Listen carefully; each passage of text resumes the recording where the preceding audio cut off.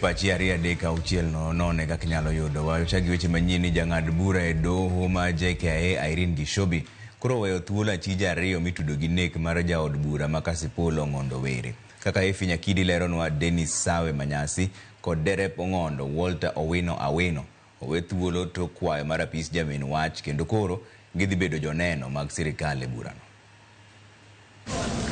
Tok dinonegi kuom jumbe adek, achije ariyo mitudo gi nek mar jaod bura ma Kasipul Ong'ondo Were, giko nowe thuolo kod doho ma JKIA.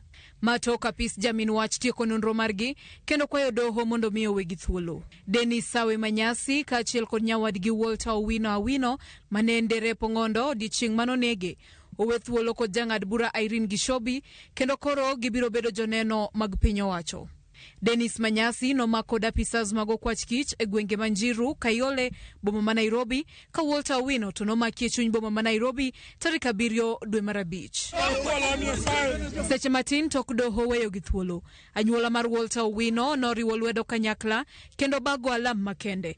Wirani giko nonro nofwenyo ni onge kod ketho moramora. Jachiw arita mare Alan Ogola ma bende nochwal e doho pod biro rito nyaka tarik 9 dweni mar winjo ka ponono ibiro we thuolo koso pod ibiro med dinne ka apisas mag okwach kich dhi nyime gi nonro. Juma mokalo achich machielo Philip Aroko nowe thuolo gi rambun kod doho mamalo ma Kibra.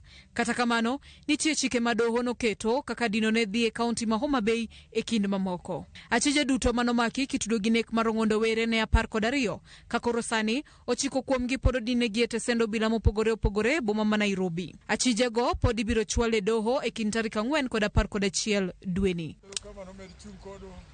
Nyakidi, Ramogi TV, Nairobi. Wadong' mane doho kanyo nyadendi Rose Njeri mane oloso tond mbui makonyo jo Kenya chwalo pachgi e wi paro mar chik mar omenda ma higani owe thuolo kod doho gi rambun mar siling 100,000.